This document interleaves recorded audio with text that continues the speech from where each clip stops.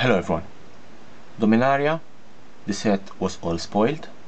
As you may know, we all know all the cards that is going to be in Dominaria. We know the mechanics, we know the card names, the mana cost, the flavor text, the ability of every card that Dominaria will have. But what was not spoiled or was not leaked is the art of the set. We know that the set will be heavily concentrated on legendary creatures and the history of Dominaria. At least we can have fun with the spoilers, even though we all know the cards that will be in Dominaria. The spoilers that we are getting are related to the art of the cards, and from what I'm seeing, the set seems that will have a very nice art, especially the new saga cards. Today I want to show you what have been spoiled when related to cards of the Dominaria set. We have some common, uncommon, promo cards, and even a couple of sagas and a mythic. Let's begin our first card, Vicious Offering. It is a common card. It has a kicker, and you sacrifice a creature for the kicker. Target creature gets -2/-2, or if the spell is kicked, it gets -5/-5. This is an excellent card against the gods of Amonkhet, especially Hazoret. Remember that if an indestructible creature gets to 0 in toughness, it still dies and still goes to the graveyard. Next card, Academy Drake, also has a kicker, and if it is kicked, it gets an extra 2 +1/+1 counters. Hammerhead Explorer, another blue creature. When Hammerhead Explorer enters the battlefield, target player puts the top 4 cards of their library into their graveyard. Saproling Migration has also a kicker. You create 2 1/1 green Saproling. If the spell is kicked, you create 4.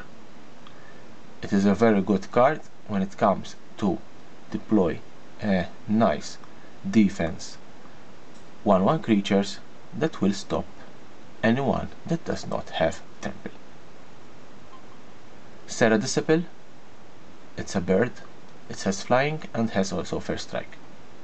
Whenever you cast a historic spell, Serra Disciple gets +1/+1 until end of turn.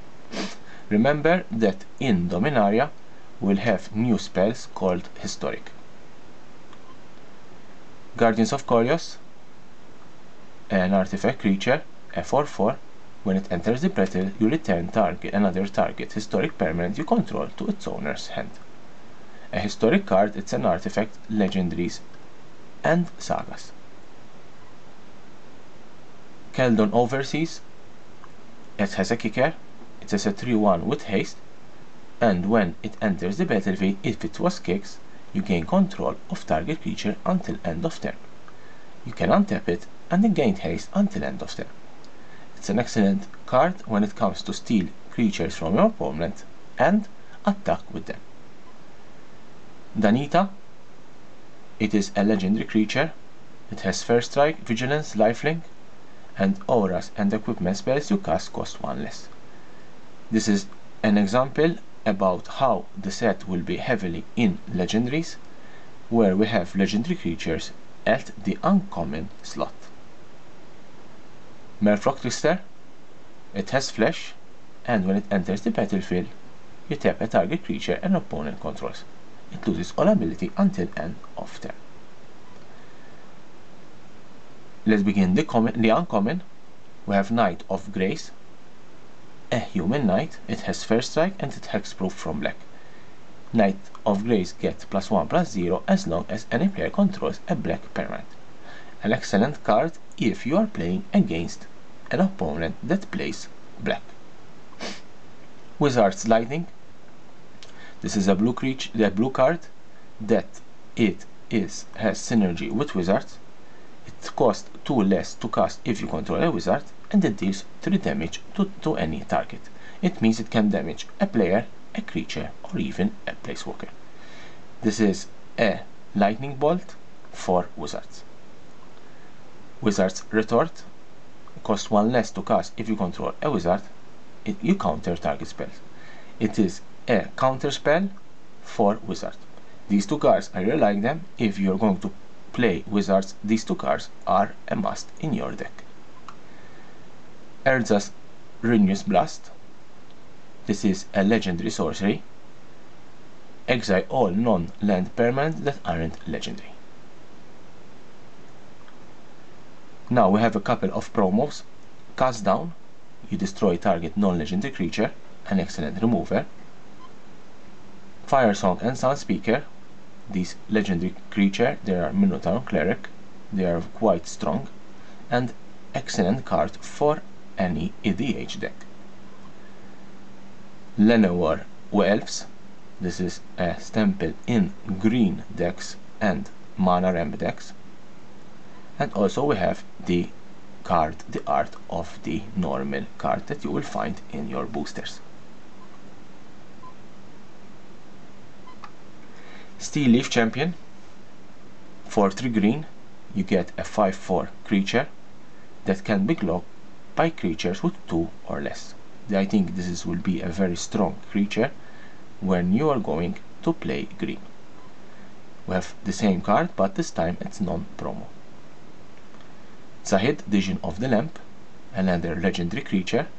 You may pay 3 and 1 blue and tap and untap artifact you control rather than play this spell's mana cost. It has flying. The same card in non-promo. We have Opt. We have seen Opt also from Ixalan. Now we have Opt also in Dominaria. Scry 1, draw 1, draw a card. Shana, Sisei Legacy. It cannot be the target of spells of abilities your opponent control, and it gets +1/+1 for each creature you control. This is a very powerful card when you combine green and white mana. Zhalfirin Void. When it enters the battlefield, it scries 1 and you add 1 colorless or 1 waste to your mana pool. I think this is a very good land card that can go in any deck, in standard and even in EDH. Now we have 4 sagas cards. The sagas are a little bit different from the normal Magic the Gathering cards. You have the art on the right hand side and you have the abilities on the left hand side. We have to remember that these saga represent a history journey of Dominaria, and therefore this is why you have a 1 and 2 and a 3 step. When the saga has 3 counters on it, you have to sacrifice it. In this case, Triumph of Gerard. Gerard is the one that slayed Yawgmoth. For 1 and 2 you put a +1/+1 counter on target creature you control with the greatest power, and at 3, target creature you control with greatest power gains flying, first strike and lifelink until end of turn. After 3 you need to put the card in your graveyard. The Flame of Keld, same concept, at an uncommon slot. The first ability you discard your hand, then you draw 2 cards, and then if a red source you control would deal damage to a permanent or player this turn, it deals that much damage +2 to that permanent or player instead. It's a very good and strong card. The first Eruption, it deals 1 damage to a creature without flying. You add 2 red and you sacrifice a mountain. If you do, the first Eruption deals 3 damage to target to each creature. The last one is Phyrexian Scriptures. This represents the Phyrexian invasion of Dominaria, and it follows the same concept. There is the first one that puts a +1/+1 counter on up to 1 target creature.